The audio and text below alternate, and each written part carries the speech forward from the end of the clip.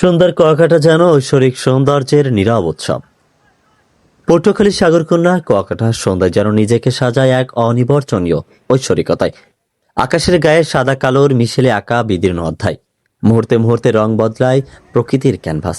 দূরের সমুদ্রের উত্তাল ঢেউ গর্জনের উৎসবে মেতে ওঠে যেন প্রকৃতি।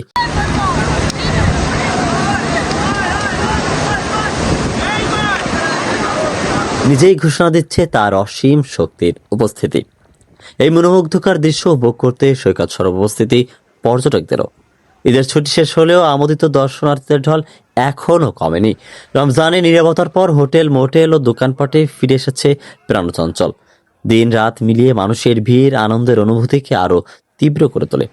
কুয়াকাটার সন্ধ্যা তাই শুধু দেখা নয়, অনুভবের এক অনন্য অধ্যায়। আর এই চমৎকার মুহূর্তটি ক্যামেরাবন্দি করেছেন মোহাম্মদ ইব্রাহিম হোসেন ইমরান।